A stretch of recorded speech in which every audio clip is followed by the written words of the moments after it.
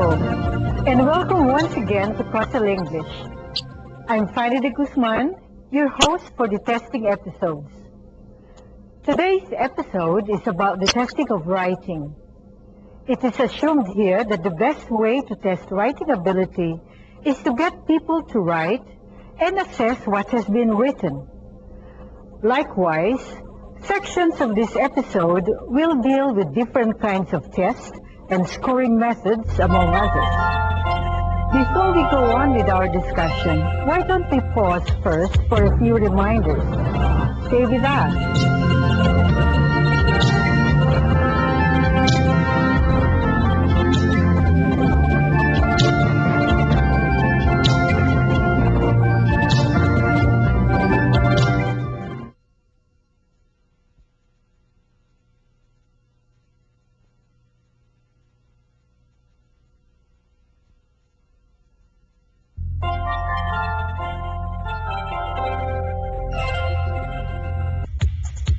Welcome back.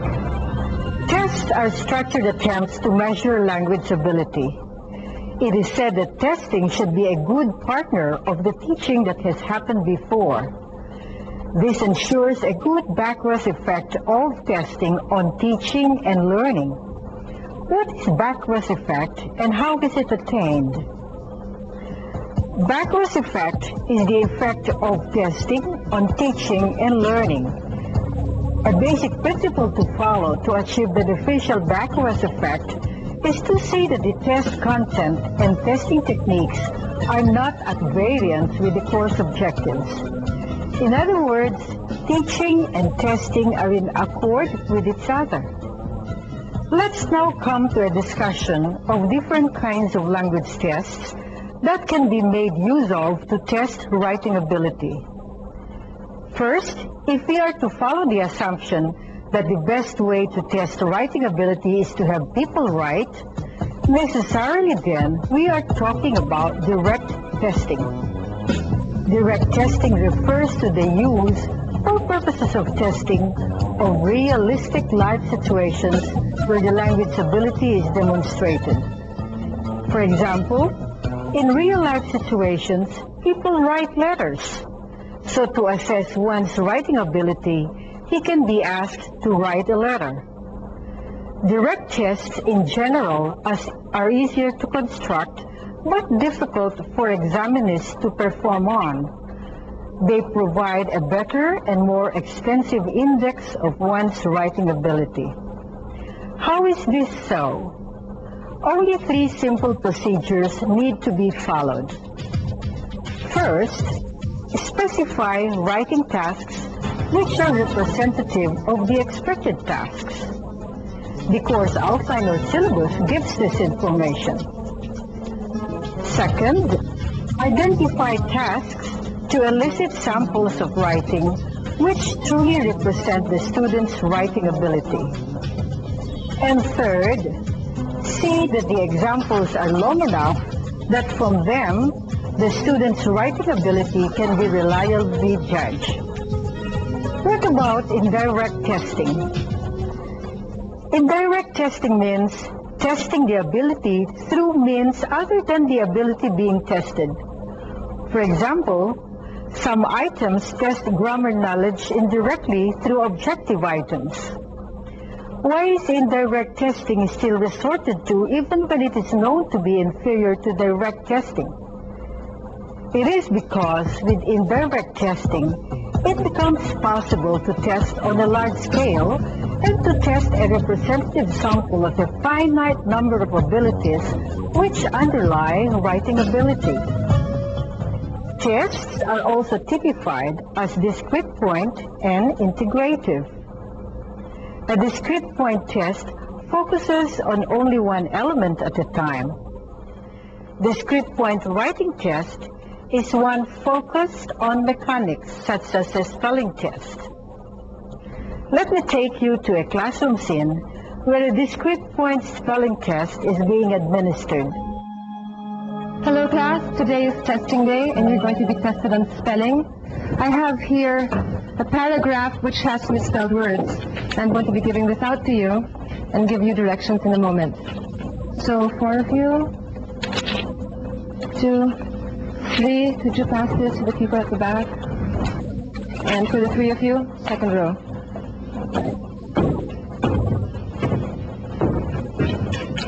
So read with your eyes as I give you the directions. Okay? Read the paragraph and draw a line across each misspelled word. Write the correct spelling above the word. The first sentence in the paragraph has been done for you, and continue with the rest of the paragraph. Any questions? So work on that, please.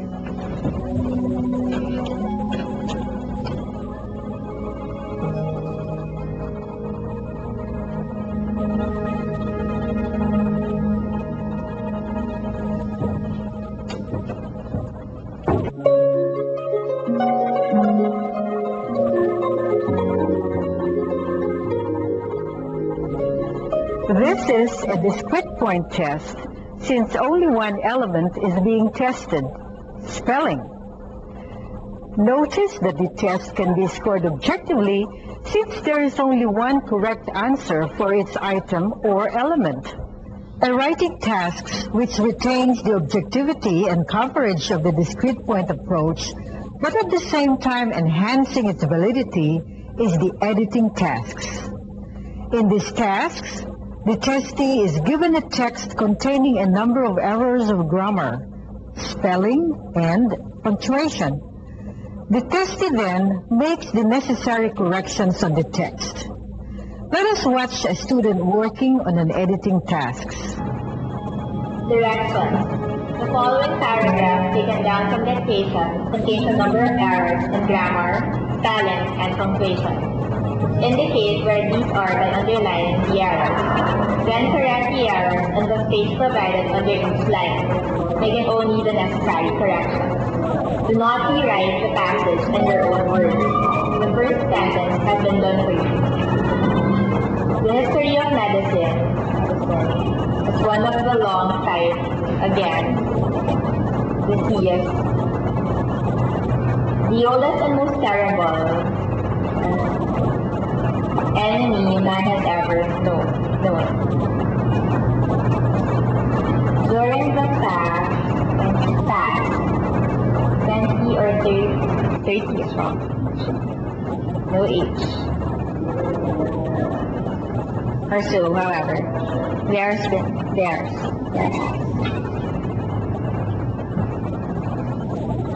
A tremendous. Tremendous should have a U.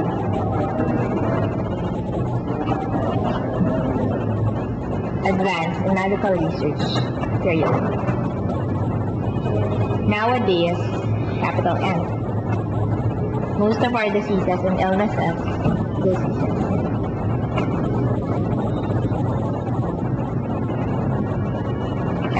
illnesses, as well as the new for injury should be IES. Can be said by doctors. Being ill now is vastly.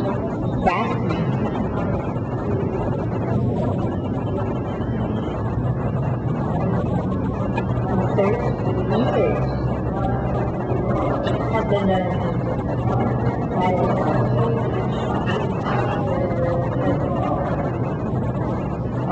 What? Capital B. Strangely. No. Now believe. Doctors now believe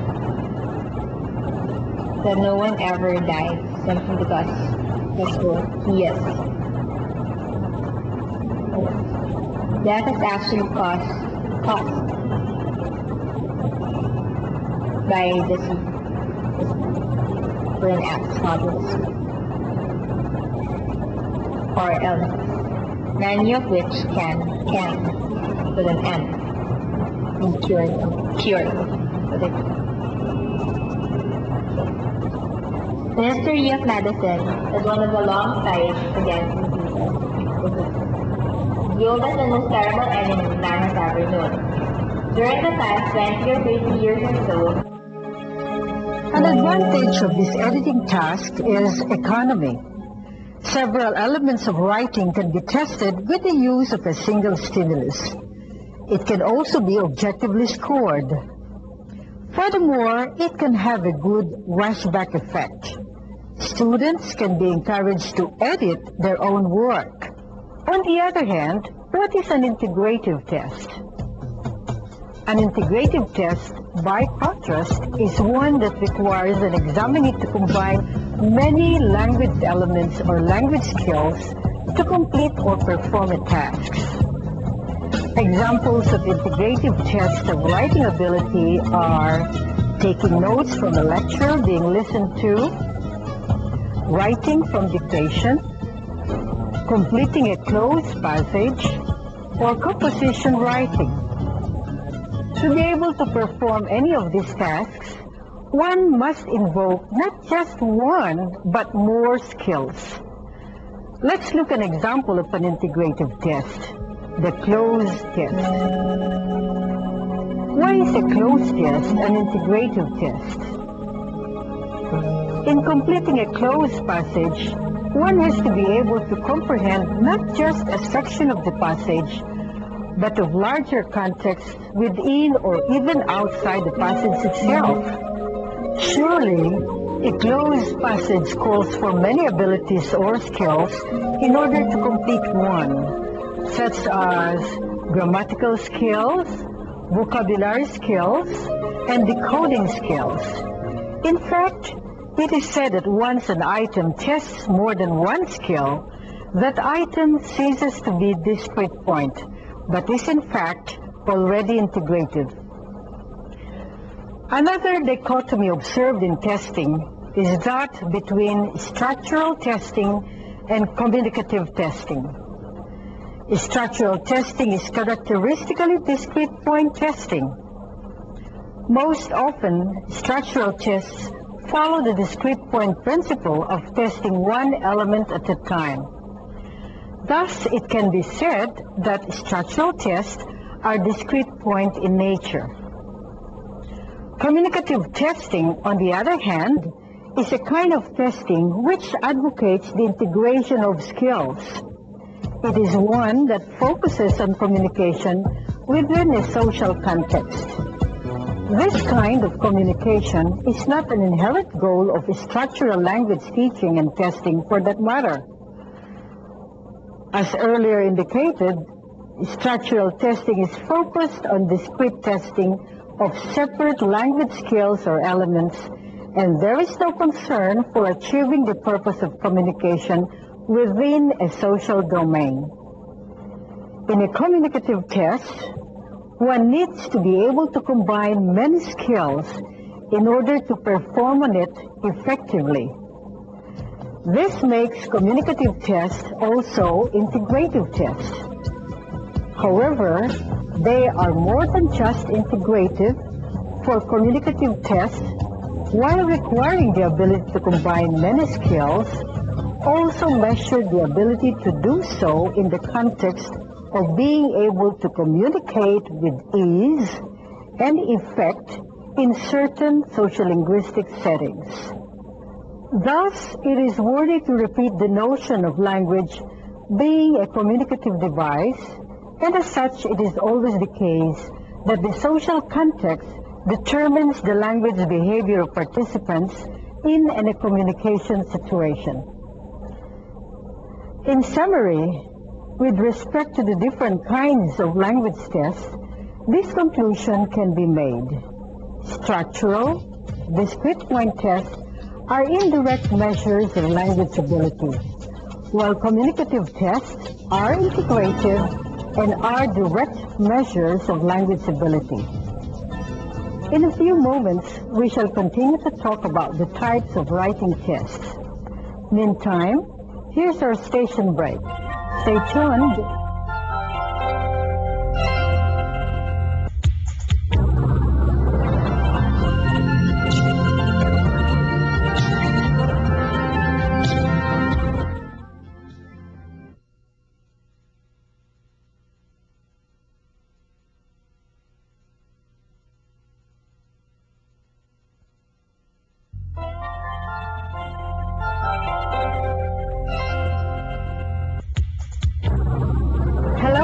And welcome back.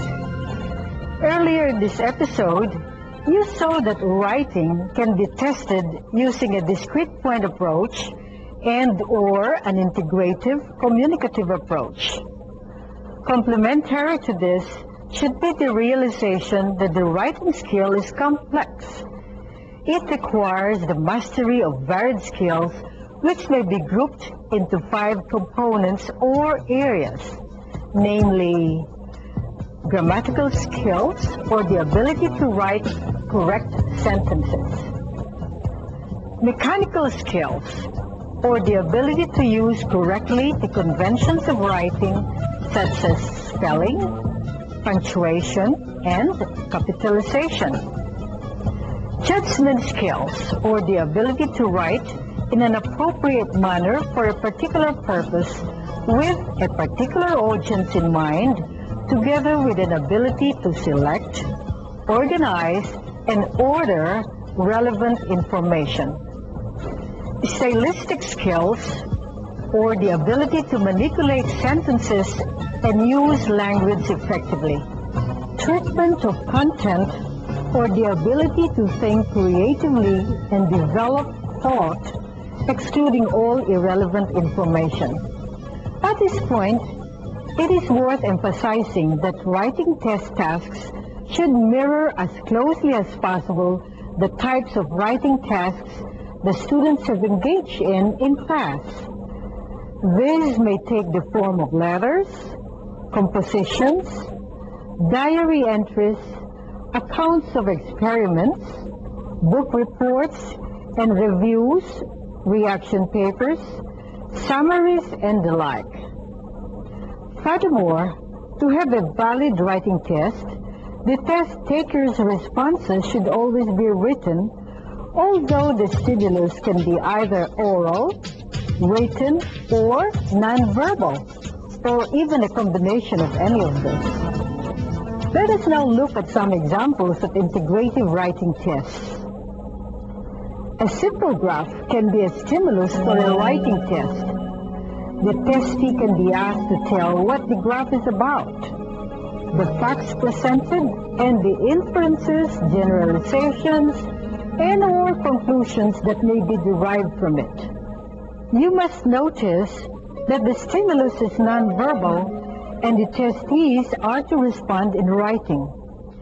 An assumption in using this item type is that interpretation of the graphs, charts, tables, and the like has been taught in class. Of course, for testing purposes, the visuals to be used must be suited to the student's ability level.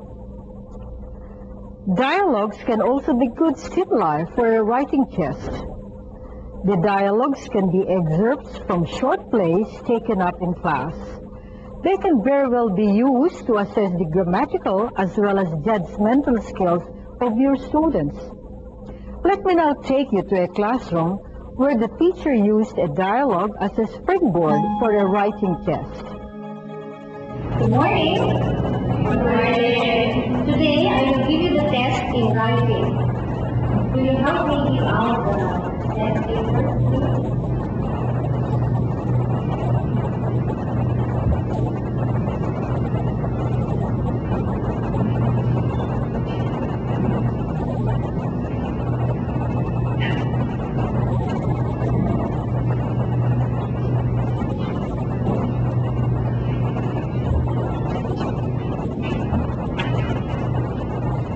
Do all of you have the copies of the test sheet? Yes.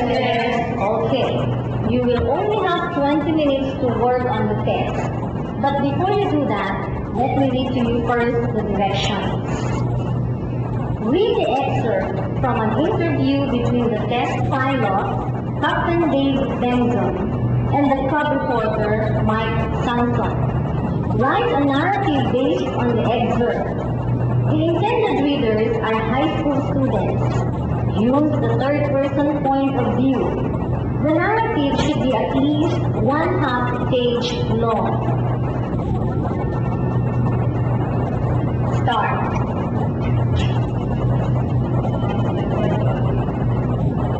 Mike, did you have any problems on your trip into the thermosphere? Benson, some. They were really quite serious, but we were able to do something about them. Mike, could you please tell me about them? Bengzon. Well, one of our computers on board bogged down. The camera couldn't take pictures, and the cooking system sprang a leak. Mike. Oh my! You must have had a terrible time. What did you do about them? Bengzon. It certainly wasn't picnic. Well, the command station here on Earth told us what to do. Mike. Did you eat at all during the trip? Bengzon. Oh yes. Food tablets and other food in tubes, if you call that eating at all. And of course, we couldn't have our morning bath. Mike, were you able to get higher than the thermosphere? Bengzon. Unfortunately, no. Our ship was meant for trips far out in space. Mike, are you going to the moon soon? Bengzon, I hope so. Right now, I'm undergoing training to be an astronaut. What type of writing did the teacher ask her students to produce? Yes, narrative writing. The teacher specified this type of writing because she had earlier taught her students this form. You must have noticed that the teacher also specified the intended readers. This is important since the audience determines the register to be used by the writer. The length of the rewritten test was also given. Why? To ensure that the test taker produces an adequate language sample as basis for making judgment about his writing ability.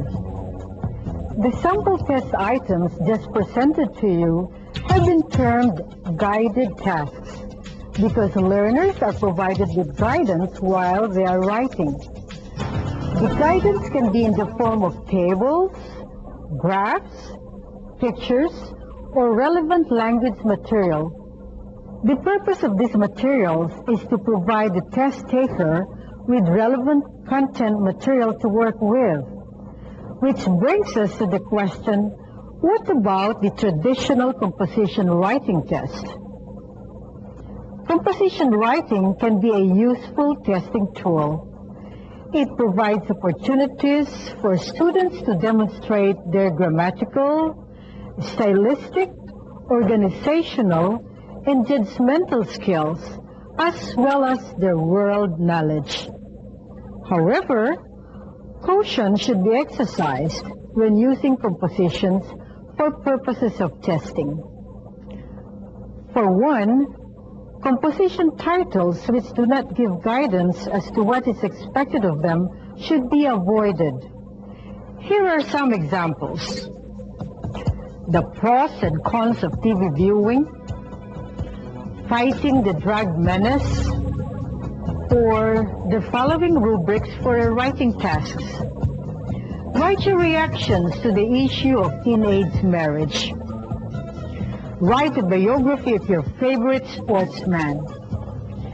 A drawback of this test task is that test takers are assumed to have knowledge in the form of information, ideas and opinions that are relevant to the topic set. This assumption may not always be so. It is reasonable to expect that one is better able to write about a familiar topic than an unfamiliar one. In other words, the student should have content. And how are we able to acquire the content? Of course, some students may already have some prior knowledge about the topic, but the content can be had beforehand by giving the students opportunity to engage in listening, speaking, reading, and also some writing tasks prior to working on the writing assignment. Furthermore, instruction in writing should have taken place. For example, the student should have been taught how to write using the various patterns of organization. They should have learned how to write good beginning and ending sentences, write details to support main ideas, use cohesive devices, edit their papers, and so on. Nonetheless, the place of compositions in language instruction cannot be de-emphasized. they appear to be far more valid tests of writing skills than any number of objective tests involving writing. Let's pause for a few reminders before we move on to another topic. Stay with us.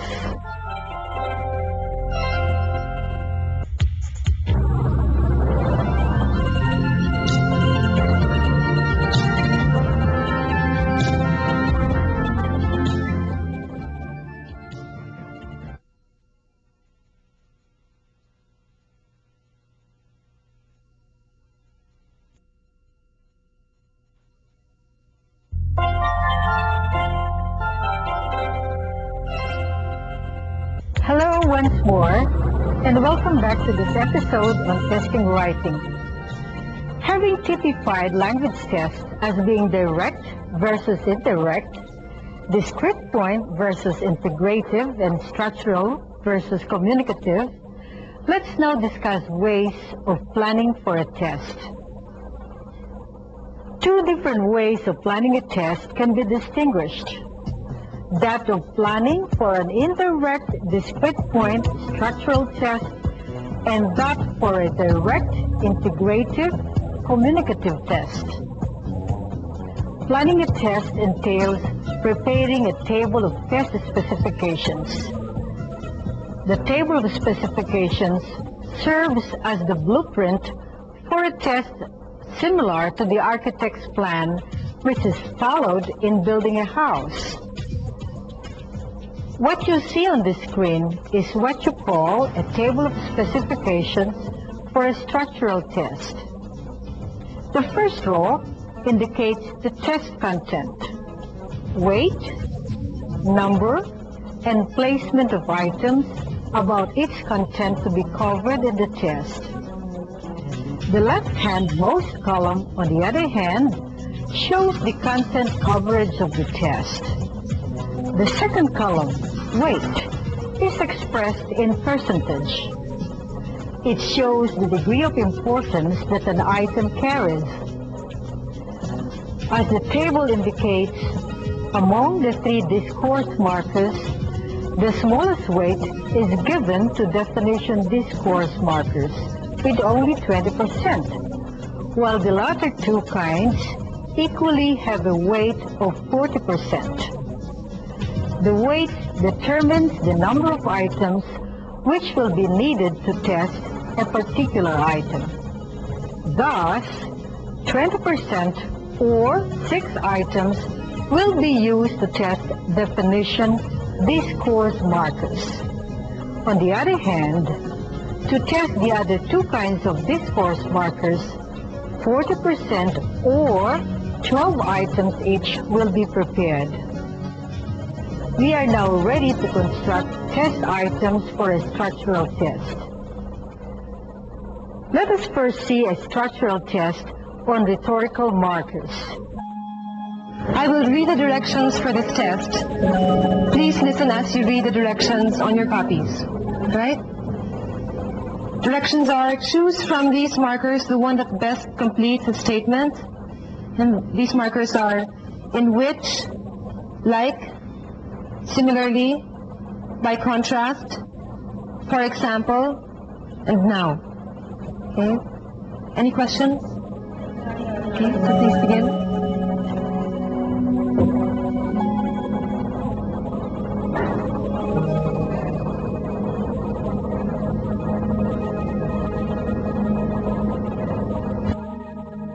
This test is not necessarily a test of writing in terms of expository writing in the target language, but rather they use writing as a means of testing such aspects of language as grammar and vocabulary. How is a communicative writing test planned? Planning for a communication test is quite different from planning for a discrete point test. In the first place, the test developer must be aware of the features of a communicative test. Do you know what they are? Let's take a quick look at them. First, a communicative test emphasizes interaction between participants. Second, It is purposive in that it aims to fulfill some communicative functions. Third, it uses authentic texts and tasks. And fourth, it gives importance to appropriate language use. Fifth, it may integrate the four language skills. And sixth, it uses direct testing methods. Seventh, it uses qualitative assessment procedures. Eighth, it is accomplished within normal time constraints. And ninth, the form and content of the language produced may be unpredictable.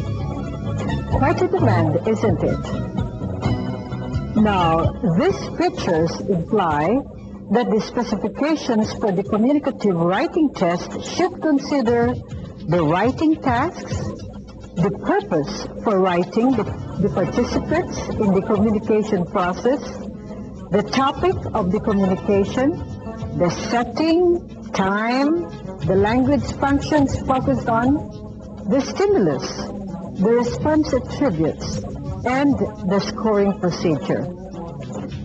Again, quite a number of elements to consider, but don't worry, you don't have to include all of them in your test specifications. Anyway, let's look at a sample specification which includes some of these elements. Note that the task is to write a letter requesting a favor. The participants are a student, the writer of the letter, and a teacher, the receiver or reader of the letter. The language functions involved are describing a situation, giving reasons, requesting a favor, stating possibilities, and expressing thanks. The stimulus is a description of the context of the tasks. The letter to be written should have the attributes of the letter and should make use of the functions stated earlier. The letter should be written in 20 minutes. The scoring procedure is analytic. Now, let's look at the test item. Directions. Read the situation below and the writing task required of you. Write your answer on the answer sheet provided. Pretend that you are a third-year Section Balagtas student at Claudio Sandoval High School in Pasig City, Metro Manila. You were not able to take the quarterly exams in English given on the second school day of this week. You had a high fever because of inflamed tonsils. The school doctor advised you to rest in the school clinic until a member of your family could come for you. You have no classes on Friday afternoons. Write a letter to your English teacher, Mrs. Joanna Acuna, requesting that you be given a special test. Use the date today. Your home address is 1025 Sixto Antonio Avenue, Pasig City. Your letter should be just long enough to be written on one side of an 8.5 by 11 bond paper. You have 20 minutes to write the letter. You will be rated on language use, content, organization, vocabulary, and mechanics. Does the test have the features of a communicative writing test? Yes, it does. You must have noticed that the test provided the information the student needed to compose a good letter. These writing tasks can also be called a guided tasks. Can you develop tests similar to the one I showed you? Oh yes, you can.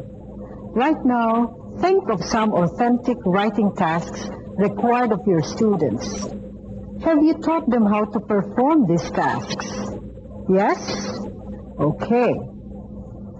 You may now start thinking and planning how to assess their ability to perform the tasks.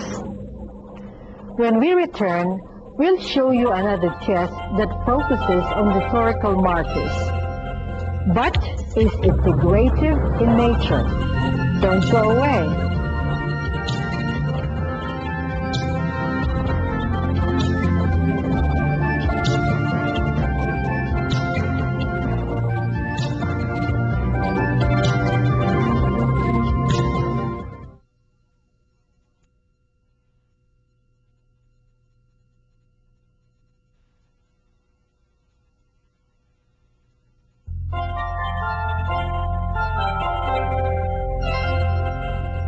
The previous episodes dealt with the present view that writing is to be integrated with other skills. It is further emphasized that writing should serve communication purposes. Written language being a communication device, the interplay of social factors comes to mind. One can think of a question that brings out the importance of the social context of communication, especially that of writing. And the question is, who writes? What, to whom, and where? This means that in communication among humans, language is not the only factor to consider. In fact, without any of these three factors, topic, place, and participants, no communication will ever take place with respect to the communicative testing of writing ability. Let's try to understand the meaning of the question, who writes what, and to whom, and where? Who, whom, refers to the people who take part in the written communication process. Is it a younger or more junior person writing to an older person, or to someone higher in status?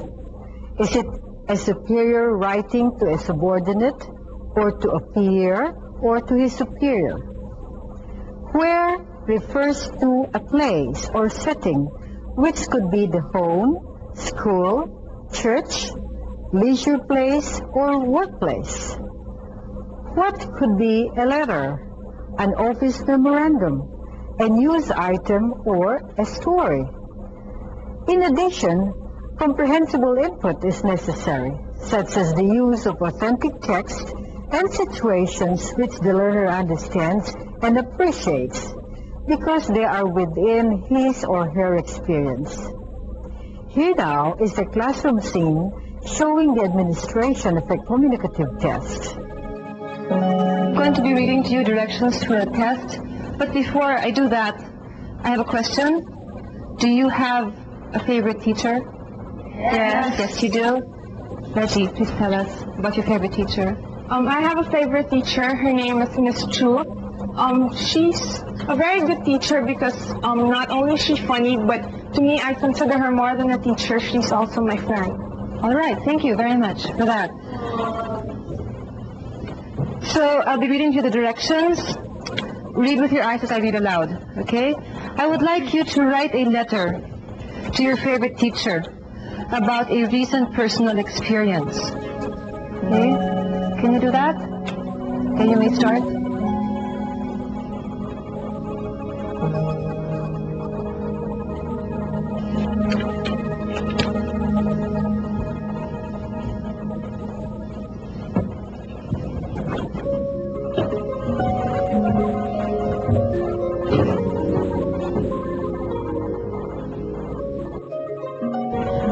Now that you've finished your letters, I'd like to ask you to read them in class. Could we have somebody? One person? Muffin, please. Dear Miss Martinez, greetings. Ma'am, when I last visited you at school, you told me that I could write to you as often as I wanted to. I would like to tell you about an experience I had last week. Last Sunday, early in the morning, I went with my mother to the town market. We always go early as my mom did not want to rush cooking lunch. We went to the fish section first, then to the meat section, and lastly to the fruit and vegetable section. We are done at 8 o'clock, and we were about to go home when somebody grabbed our basket. My mother just stood there and could not do anything. Quickly, I ran after the person who grabbed our basket.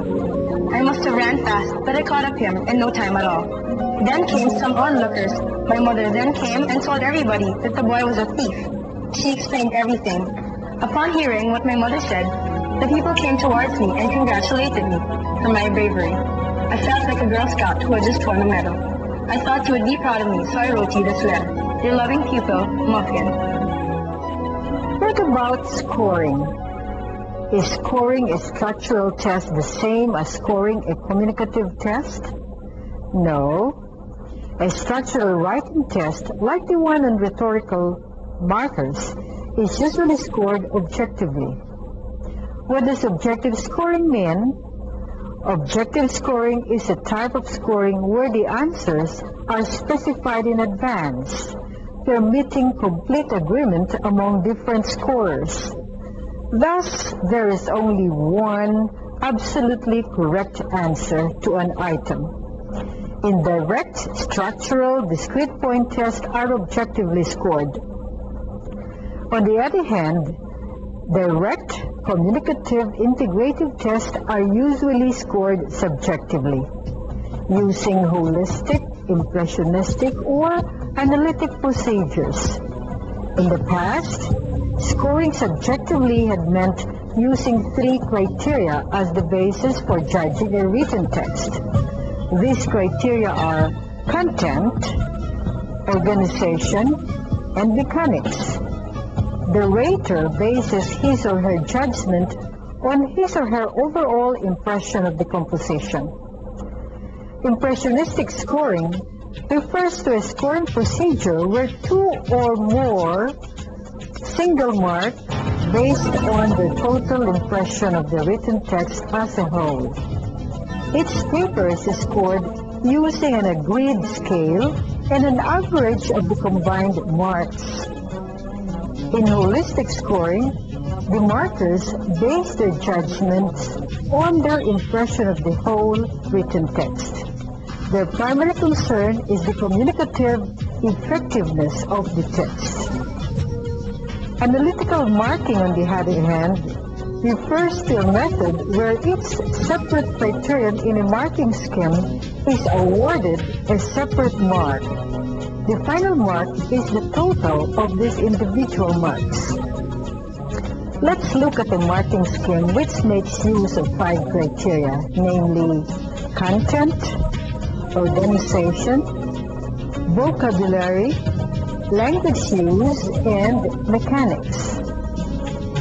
Each criterion is subdivided into 4 levels ranging from excellent to very poor.